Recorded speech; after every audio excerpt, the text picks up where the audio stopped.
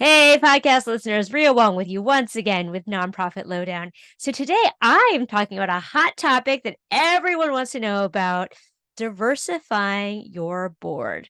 Today I am joined by my guests, Andy Rathmann-Noonan and Mayowa, who are collectively employees of staff at the National Science and Technology Medals Foundation.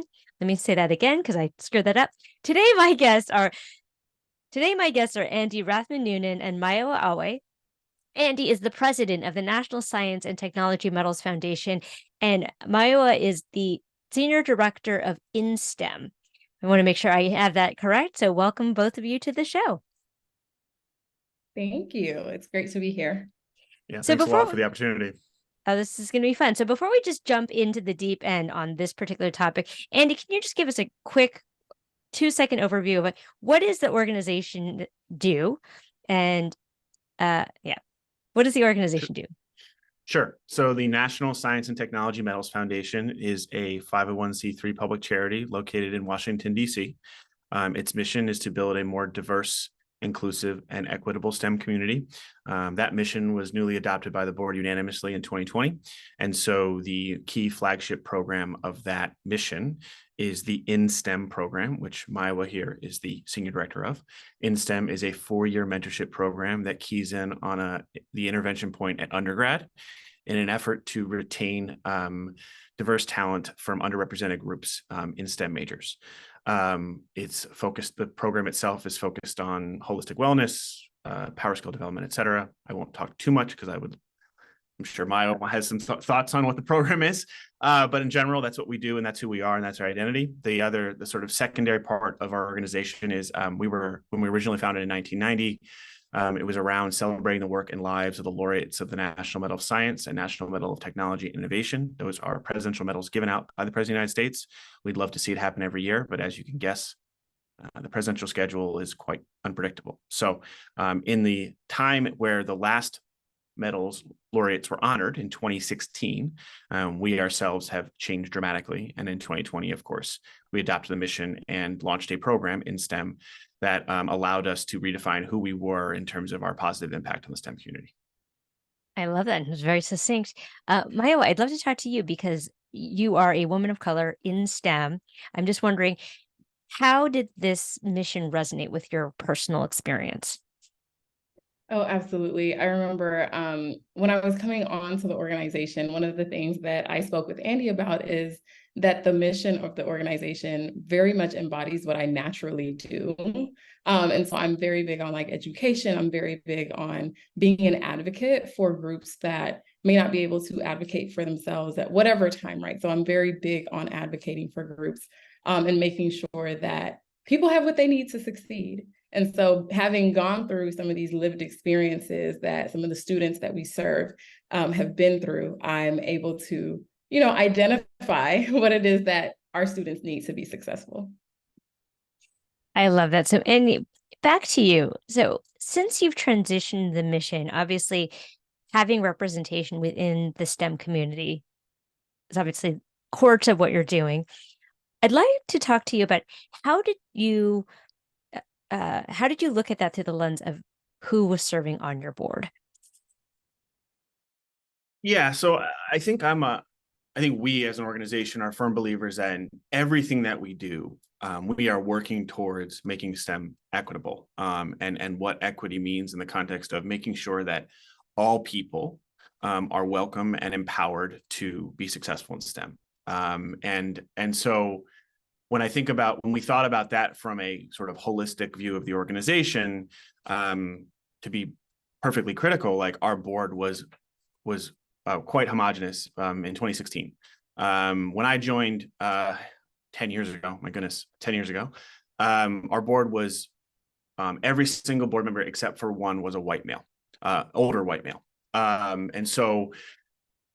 And that was after a significant reorg when we went from 22 board members to 6 board members. So in 2016, when we realized maybe that the laureates of the Medal of Science and Medal of Tech weren't going to be announced anytime soon, we had to ask some really tough questions about who we were as an organization when that was our primary mission. And what we realized through a set of listening sessions called An Evening With, which has now been rebranded to the Unscripted series, we took laureates and other STEM leaders to undergraduate campuses and started to get feedback that, or got a lot of feedback that the undergraduate experience was falling short of their expectations, especially if it was a student from an underrepresented group studying STEM. So as an organization, we had to make sure that in everything we did at the board level, at the organization level, was representative of those core components of equity and representative of the diversity and inclusion we sought to create within the community. So we went out and started to think about, okay, let's recruit a board that can be representative of the diversity of this country, both from a viewpoint, a background, experience, and let's go out and build that board sort of in the likeness of what our organization's mission talks about. So I'm going to just, we're going to call out the elephant in the room, and either one of you can answer. So I think the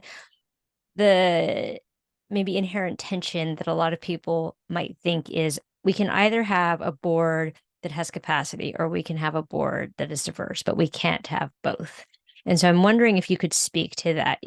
Is that actually a tension, or is that an imaginary tension that we make up in order to maybe not do as much work as we can to diversify? Right. I would say that it takes time to have both. You can absolutely have both. Like, that's not a thing. You can have both. I think where the problem comes in is what the definition of diversity for an organization is. And a lot of times people will solely focus on like the racial and gender diversity, but there are different facets, right, that we can use to define diversity. People may use diversity as like a crux and like a checkbox. You know, we want to make sure that we have a diverse board. And so, okay, we'll have one woman of color, check, that checks the box, and we'll keep it moving. However, that is very disrespectful to those diverse candidates because they do have much more to offer. And it takes one looking past just the initial, like the physical or, you know, the category that this person checks and looking more into what is it that this person can bring. Because they have lots to offer. They have connections. They know things, you know, they have experiences that can be beneficial. And then figuring out how to use that within your organization, right? Like you can have both. It takes time to identify these people that are able to both help you build your capacity and also help expand diversity within the organization. But it is possible. Yeah, so let's get into the nitty gritty, because here at Nonprofit Lowdown, we're all about how the sausage is made. Like, so when you say it takes time, like, can you walk us through the specific steps? Because, 2016 to 2023 today, I mean, your board looks very different. You have much more representation, both in terms of race and gender and, other things that are not obviously visible from your website. But, for folks listening and they're like, Andy, Mayowa, I'm down for it. But what does it take? When you say it takes time, what does that look like? What are the first steps that we can take here? So I think there's practicing intentionality in terms of who you go out and recruit and defining sort of the ideal profile of the board member you want to recruit. And also, again, to Mayowa's point, like, this is not a checking the box exercise. This is about recruiting a potential board member from an ideal candidate background that you've defined, and I'll go into how we defined it in just a second. But then it's also building that relationship with that board member, understanding before you even talk about them joining the board, understanding their interest level, understanding where they are most excited about from a potential of the mission of the organization to what they have more sort of reluctance or aren't as well versed in terms of a skill set, and really kind of building that relationship going forward. One, relationship building is a good exercise. It's worth doing, regardless of whether it ends with a possible candidate for the board. Relationship building is an effective exercise, an effective use of your time. Number two, going in before you do the recruitment process, I think it's important to do an audit of your board. Meaning build a matrix, define your columns as the categorical needs of the organization: legal, accounting, development, fundraising, program management. Those are just a few to name a few, and then put your board members on the left-hand side and start to think about and then start to really sort of do some analysis of what can each board member do? What kind of skill sets do they have, both in terms of their corporate experience or organizational experience where they might be working currently, as well as their experience maybe on other boards and nonprofits, and just in general, your interactions with them in terms of their skill sets around your specific categorical needs. And from there, you're going to be able to get a really good understanding of where your gaps are in terms of board skill set. And that will help actually build that ideal profile for who you want to recruit next. Now, in terms of recruiting with this concept, this really important concept of diversity, equity, inclusion in the forefront, I think it's important you go out and you identify, look, I think we need to build a board that's inclusive. So let's go out and build a board that's inclusive, whatever that looks like. Bring in the stakeholders, bring in your board members. As you start to recruit board members, start to get a list of names, make this, talk to the staff. I mean, one of the exercises we did, Mayowa and I did, was if you wanted to go recruit a board member, who would you go recruit? And then we worked through recruiting that board member. So the prep work is almost as important, which is identifying the gaps in the current board in terms of skill set and ability, building the ideal profile with those gaps in mind. And then again, going out and recruiting the most diverse, best board you can recruit. And being strictly adherent to that goal has helped me tremendously, because it doesn't, I don't have to compromise. I can uphold that principle and still work towards that broader goal, that representation, that general representation, and the sort of social and moral imperative of being diverse, inclusive, and equitable, really, in general, in everything that we do. And I will say that as far as like timeline, it could take up to a year to get one candidate, right? You have to start that relationship very early. And be patient and be okay with the fact that, okay, I may not get this one candidate until a year's time, because you want them to want to engage with current board members, engage with your programming in some way. You need to make sure that this candidate is very well informed of what their roles and responsibilities will be, what your organization is about, and whether they feel like the culture of your board is something that they are comfortable with. So that's really helpful. And I couldn't agree more that you have to approach this with intentionality. So my question, and either of you can answer this as well, is around the change management aspect. Because, if your board is, as I say, pale and male, and you're making this very significant pivot to a new mission, a new sort of focus area, how do you manage that? Because, obviously as well, like these are folks that you want to continue to have a relationship, if you can, who have been important to the organization, who may also have, contributed to the capacity and the resources. So like, what does that look like in a way that, is as elegant as it can be? Yeah, it's a very interesting question. I think part of it is one, having those very intentional, very sometimes uncomfortable conversations with those male and pale type members of your board. And I think something that's also very helpful is having some type of training, so that there's that common, language that we can all go from to, one, understand the importance of this initiative, what it really means, and how those members of the group may be able to contribute to it. So it's having those conversations and also having trainings.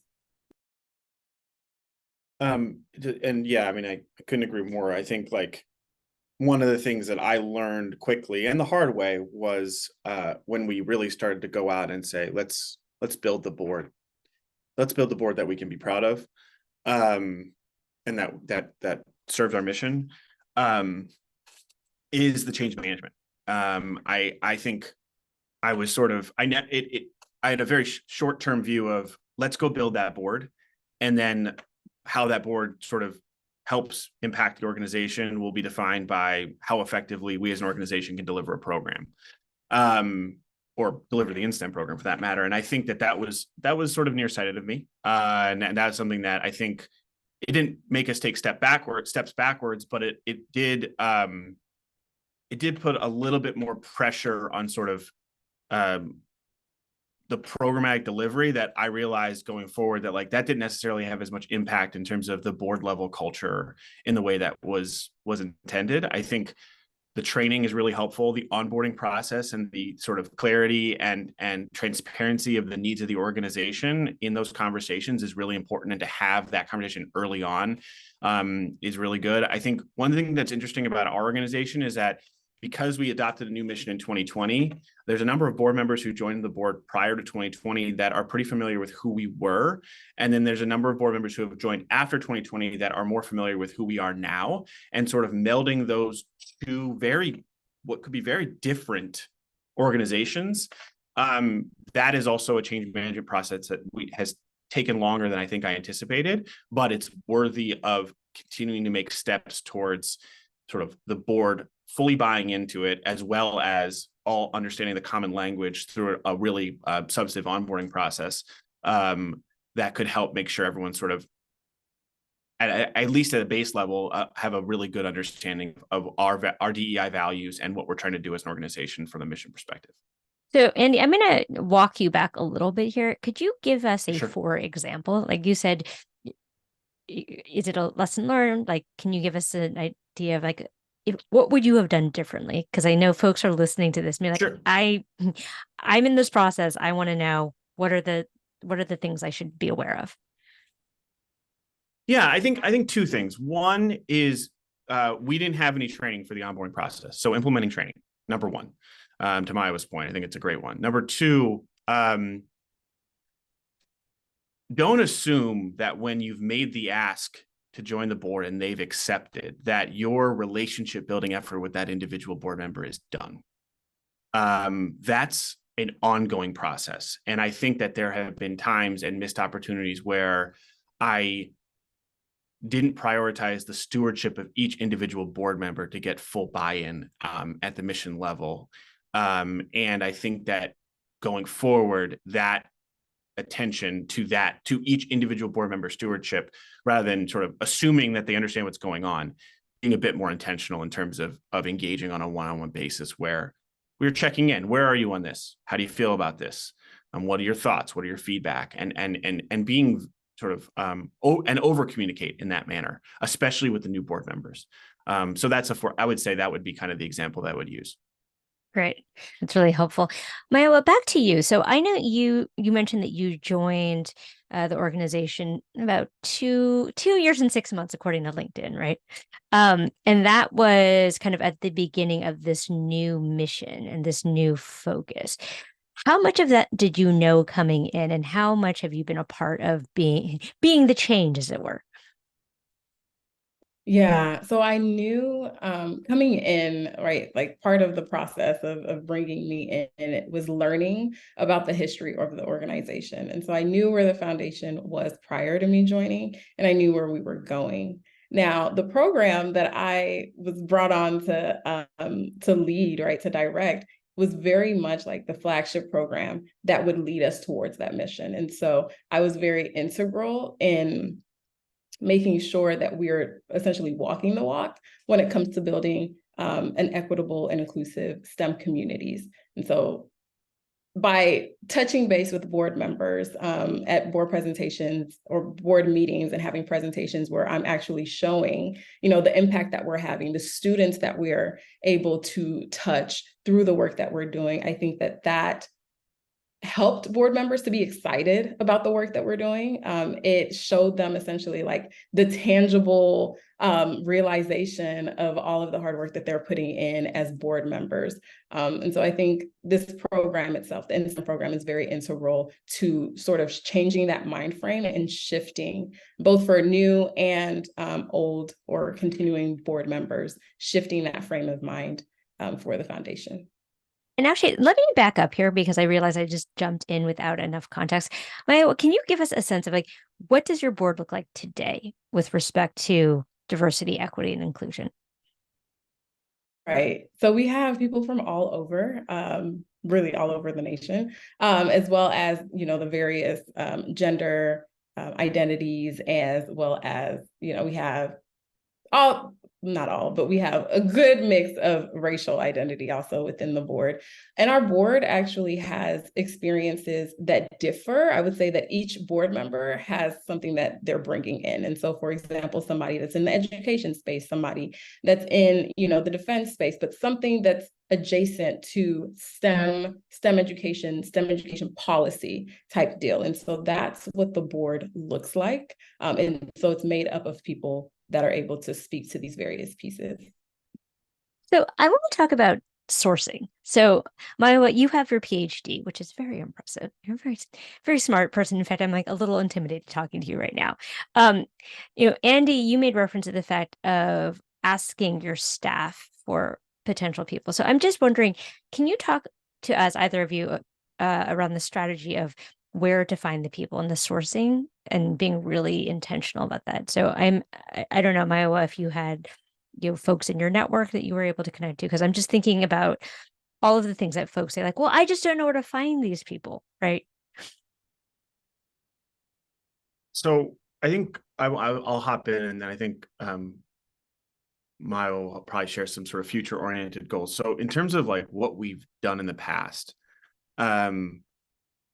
it was sort of the list that we built. We just started with a list. I mean, we did the audit of the board and where we were with skill set gaps and whatnot, or just like needs, foundational needs. And then we started to just build a list, both from previous donors who have given significantly in the past or have been significant amplifiers of our content or of our work, people we have relationships with that also have the means or check up or sort of would help fill gaps within the organization. And then also we had sort of the reaches. It's almost like, and I hate to reference this because higher ed right now with the affirmative action ruling is so out of whack, but it's like your reach school, your good fit school, and your safety school. And what's your reach board member? Who would be sort of the epic person from your perspective, even though you've never met them before, just in terms of on spec, who would be the epic get? And then let's talk about how we could get in contact with this person. Get board members to weigh in. You have a couple names in mind, people that could help, deliver on some of the needs of the organization. And you build that list. And then from there, so I got my start as a recruiter, as a finance and accounting recruiter. So I have, the cold email, cold phone call thing is something that like, I have to continue to do, and it's something that I don't really mind. So it's just a matter of using, like, LinkedIn's a really good platform. It's been really effective. I think it's also gotten better, I think, honestly, over the years. It's a really good place to sort of do an initial sort of primary vet of someone's background, and get an understanding of where they've been and what they're bringing. And then their LinkedIn message or a warm referral. So if you know someone who knows someone, then make that connection. And that's sort of where the starts are. And then from there, you try and start to have a conversation, but it is a numbers game. Make the biggest list you can. And then start to work through and maybe tier and rank those individuals in terms of, a set of evaluation standards, whether it's skill set, whether it's ability to get in contact with them, whether it's, reach or good fit, and then go forth and try to really, really see how many people you can get engaged. Because at the end of the day, it serves there's a number of different purposes it can serve you. It can serve you in terms of board recruitment, but it can serve you in terms of getting people to get to know your organization. So again, like I said, it's an exercise worth doing. Because it'll either lead to a possible board candidate, but in general, it'll just lead to general awareness about your organization. And I would say for me, within my network, I'm in professional organizations. And so within STEM, and so within those organizations, there are people that one can reach out to, for board recruitment. And so professional organizations are one, and then people within my personal network are those that I could reach out to. I would also say, for us specifically in the type of work that we're doing, working with undergraduate students, looking at those institutions and looking at one, alumni from those institutions, because they will be very invested in the work that you're doing to try to help future alumni of their institutions. And so you start there, right? And you look to see who is involved in similar programming at those schools and try to get connections that way. And that will, one, lead to potential board members who are very much sold into the mission of your organization already. And then you can have further conversations about what else is needed. That's really helpful. I want to talk about fundraising for a second. So, am I correct in assuming that your board is both personally giving and engaged with fundraising and opening networks and so forth? Yeah, that's a fair, that's a fair assumption for sure. Okay, cool. So one of the things that I'm wondering about is, sometimes with diverse board members, I think there's perhaps a reluctance to ask them to both give at a certain level of capacity and or open their networks based on like generational wealth gaps. And then I think on top of that, folks of color may not necessarily be as conversant with, capital P philanthropy in the way that we practice it in this country. So I'm just curious, like, how are you helping to steward and coach your board members, regardless of their background, into being engaged with fundraising? Yeah, it's a great question. It's something that like we're working on, every day. So in terms of right now, we've expanded what it means, not expanded. We have a very broad definition of what it means to be an impactful board member, right? There's sweat equity, there's social media amplification, there's personal contributions, there's door openings to potential leads, there's corporate match campaigns, there's advocacy within their particular organization on behalf of the NSTMF to give small contributions out of your paycheck, in terms of corporate giving.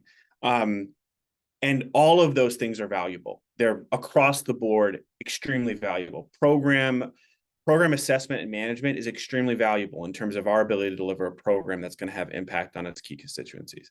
Being able to write a personal check, incredibly valuable. Being able to open doors, incredibly valuable. One of the challenges we have as an organization is that our giving pyramid's inverted. We have our highest concentration of donors are the 5-figure and above category. And so we have a much campaign different problems, Andy. Love that. Yeah, yes, exactly. So we want to, so what we want to do is make sure that one, board members can actually key in on helping build out that lower part of the pyramid, because that's an engine, and helping build programs where they feel comfortable in that space. So it's not a 5-figure, 6-figure ask or conversation. It's a 3-figure, 2-figure ask. And we use existing programs like Giving Tuesday or setting up another giving day in the calendar year to help create space for there to be momentum around that sort of small gift size ask, not too much lift, and really kind of keep that momentum going, the positive momentum behind that. But also like never downplaying the value of non-check related power, right? So like the value of having a board member who is deeply invested in sort of the program delivery of InSTEM, or deeply invested in, say, the social media strategy of the organization. Those are also incredibly valuable because they can make a huge difference in terms of what is an InSTEM scholar saying about the organization? What are their testimonials look like? What do their surveys look like? And then how does that survey affect your donor's perception of the program? And then on the social media side, for example, is like a validation. Oh, wow, they put out really great content. This strategy is cohesive. I'm seeing it here, here, and here in the manners that I need to see it. And it's sort of sticking to me as a donor or a potential donor for the organization. So I think it's important when it comes to fundraising, being clear on like, board members can have value in multitudes. Like the board members' value there's multiple ways a board member can have value and impact on the organization, and really working with each individual board member to identify where their value and impact resides.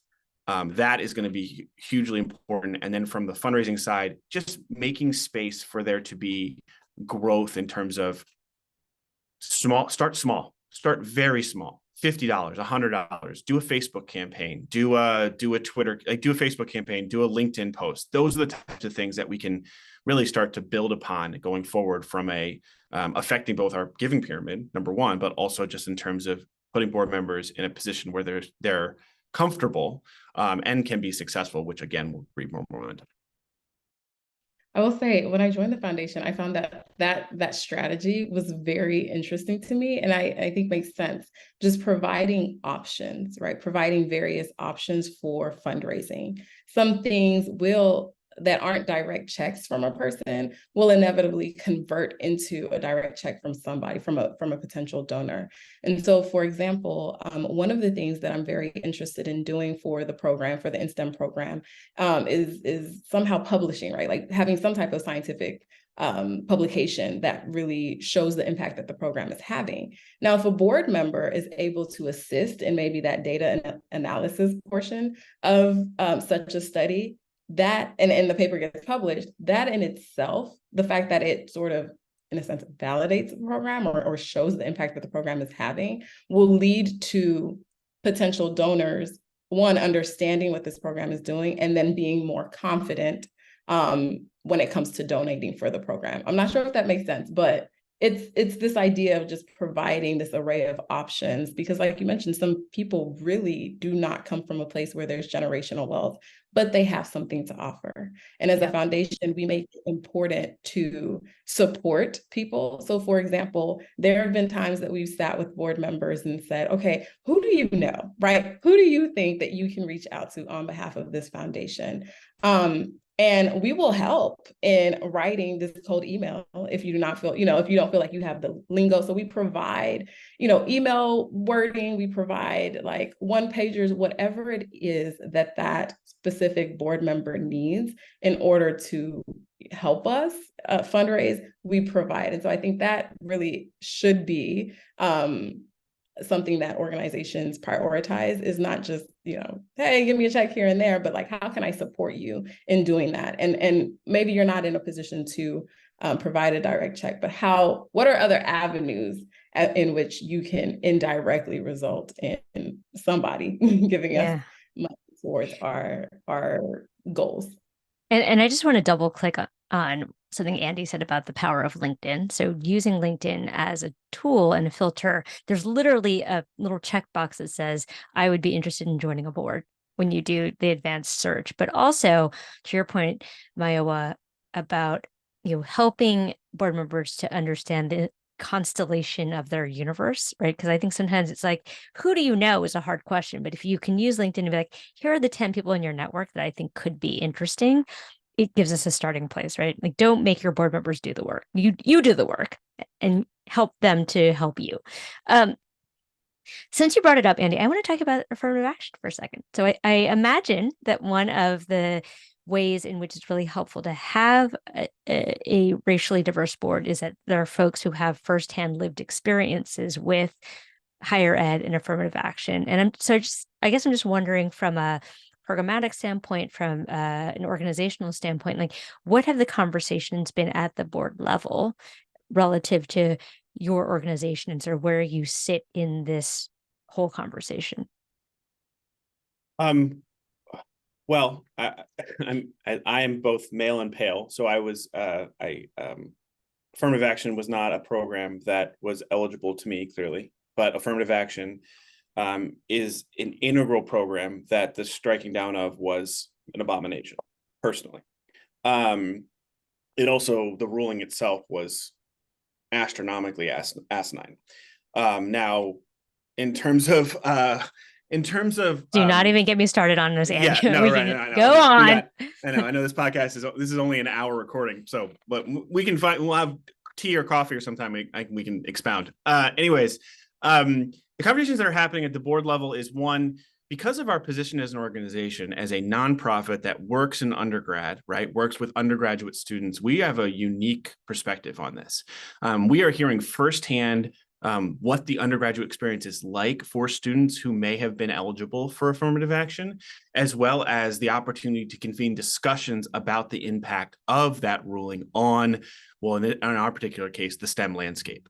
That being said, so the board members are interested in convening conversations, beginning a series where we're having virtual seminars about it, bringing in authorities that will help provide guidance on how to perhaps maneuver around the ruling.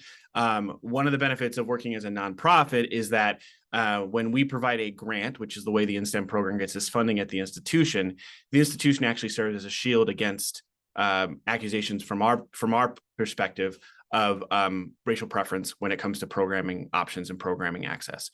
So we also have an opportunity to continue the mission that has sort of been sequestered by the ruling, as well as make sure that, the thing is the STEM community will be in a detrimental way, will be negatively affected by this ruling, because the STEM community is still a small exclusive group of very much the same looking group of people.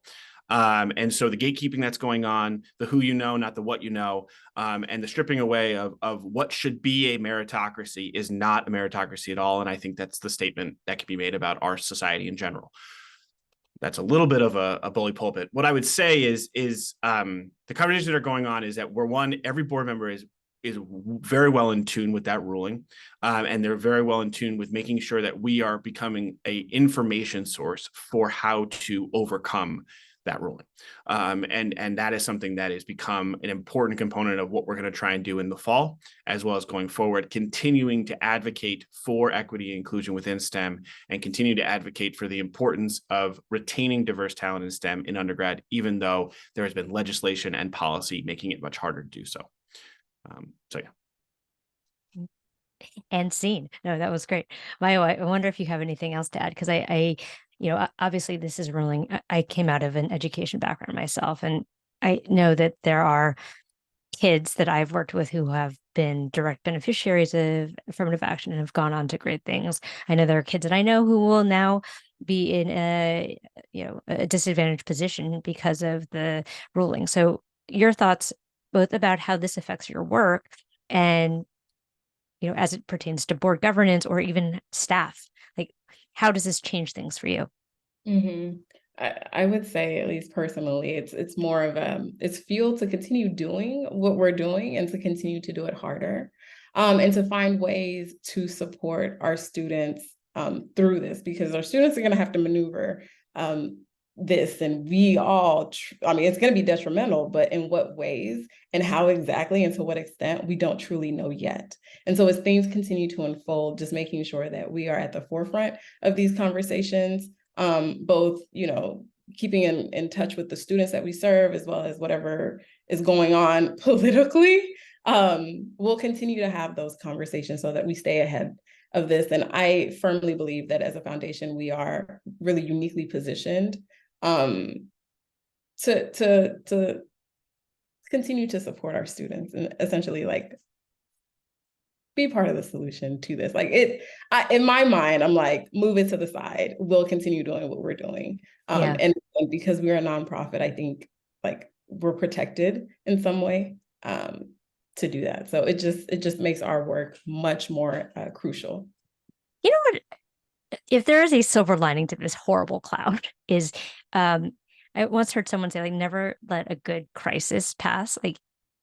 It's important to have work that our board members feel very, connected to, committed to, in front of them. And so look, this is a horrible thing, horrible ruling, wish it didn't happen. And maybe the silver lining here is it really has fired up the board to be engaged in a really important issue. And so the other thing that I just really want to underscore here is, regardless of what you're doing with your board, engage them in really interesting questions, engage them in important issues, right? Because so often I think we come to the board and we're like, here's the report, blah, blah, blah, rubber stamp it, see you in a quarter, right? But how can we really galvanize and use them as the resources that they are in the organization? Yeah, I couldn't agree. Yeah, go ahead. Sorry. No, go ahead. No, I have nothing to add. I don't need to keep talking. Please go to your next question. Well, I'm just also wondering, okay, so tactical question here. It seems to me that when you are recruiting diverse board members, there needs to be more intentionality around how you bring them together, because I was associated with one board, and basically, it was a very homogenous board. They all hung out together. They all went to the same golf club together. They all went to the same parties together, right? So it felt like when you got into the board meeting, there was that social cohesion already. I'm wondering if you could speak about some intentional things that you've done in order to build the relationship between board members, especially board members that may not in their normal day-to-day lives have the opportunity to be in community together. Yeah, great question, and it's something we're still working on. So I don't have all the answers, and I don't think anyone expected me to, or any for that matter. But I think let's not downplay the effect that COVID had and the ability to gather in person. With a board that spread across the country, Zoom meetings and Zoom burnout were very real, and sort of adding one more meeting to an agenda or a schedule of an already busy board member to meet with another board member wasn't going to happen. Now that we seem to be in a space where gathering in person is safer now, the conversations I've been having with board members is like, autonomy, take agency, feel free, contact that individual. You want to get coffee with a fellow board member, by all means, go do it and send us the receipt. Like, it's like opening up the doors again of like, this interaction can happen between board members, and there doesn't have to be a surrogate. One of the things that the way that the organization was run sort of prior to about 2021 was the quarterly board meetings were an hour. They were hyper efficient. They went, there was an assumption that there was that board members all read the sort of briefing packet, and then there was a run through of the business of the board. I think that like highly efficient is great. I think that the board was looking for more of a, let's brainstorm, let's interact, let's create some dynamic deliverables. Let's come up with some new ideas. And I think what we're working on in terms of change management there is, one, our board meetings are no longer an hour. They're about an hour and a half now. There's a lot of discussion time that's blocked off. And then going forward, there's been a continued sort of advocacy for, please reach out to a board member if you have a specific question. The thing I've always said to board members over the last few weeks about this is like, my ideal is that you all meet together independent of me. I don't know about it. And you come back to me with a set of questions about the organization, about the programming, about the fundraising needs, because it shows that you have all gotten together and started maybe working or talking about the problem. Maybe you're offering some different perspectives. That is like an ideal outcome. So in terms of like the tactics there, and again, this is something that we're doing right now, and it seems to have paid off a little bit in the short term, but that's what we're employing right now in terms of trying to get that cohesion there, because we don't have that cohesion at the board right now, for a lot of contributing factors, but we'd like to get there. I will say in board meetings, we'll notice at times that different people have, like they're super passionate about whatever one topic is. And so we'd say, okay, let's set a meeting up so that, you two or you three can talk about this. And it may be people that, don't interact outside of the board meeting. And so we help them convene these meetings. And then in those meetings, it's like, you can meet outside of, we as Andy and Mayowa do not have to be in the meetings. And so making that initial touch point with board members after noticing what it is that they're super passionate about within the meetings has been very helpful. And I also want to, hone in on that in-person gathering. And it doesn't have to be like in-person board meetings, right? It could be opportunities where board members are able to engage with our programming. So for example, next week, we have an InSTEM Summit in DC that we're hosting. And so inviting board members to interact with each other, as well as interact with the students in our program in really just a very casual manner, can help with that cohesion and allow them to really just be authentic. Like, this is not a formal board meeting. Let's all go out, after maybe in the evening and play bowling, for example. And so putting them in situations that are very casual can help board members that may not connect outside of board meetings or may not connect, themselves to get to know each other. Yeah. And I think really creating that container for that social cohesion is so important, because at the end of the day, we can look at the research around belonging in teams, but if people don't know, like, or trust each other, it's going to be very hard for them to work together. Last thoughts here, zooming out, is there anything that we haven't yet covered that you think is imperative for folks to know as they think about diversifying their board?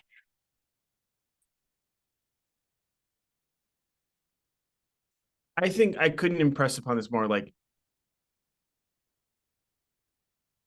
be aspirational in terms of the board, like set the aspirational goal of what you want the board to look like in terms of representation, in terms of diversity, in terms of skill set, and go for that. It's going to get frustrating, but it's a worthy exercise because of the 25, 30 outreach sort of points you make, LinkedIn, cold email, introductions, etc. You're going to get a relationship out of at least one of them. Whether that leads to a board member is one thing or another, but really the most important thing is there's a relationship there that you've now built. Relationship building is a muscle, but set the standard of expectation and be aspirational in terms of your board. I can't impress that more. I can't impress upon that more. That is something that I think, it sounds super cliche, but like, go find superstars. You've got a great mission. You've got a great program. Go find the superstars that are going to be the board that you believe is going to affect the most change from a positive position. I think that is something that is extremely important, that I say over and over again to myself. It's like, don't compromise. Yeah. Just go out and recruit the best board you can possibly recruit, and continue that conversation. Wait, on that note, and Mayo, I want you to have the last word here, but I've recently become very obsessed with 10x is easier than 2x by Dan Sullivan. And so now everything I'm doing, I'm putting through the lens of like, is this a 10x activity or is this a 2x activity? Is this a 10x board member or is this a 2x board member, right? And so if you're constantly using that as a filter, you'll make decisions based on a future that you are aspiring to versus the future that you inherited by accident. Mayowa, last words, friend.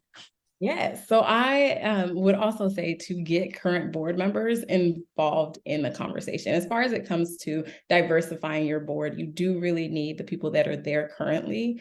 You need their buy-in. You need to all come to a common understanding of what is needed, where are the holes, where are the gaps.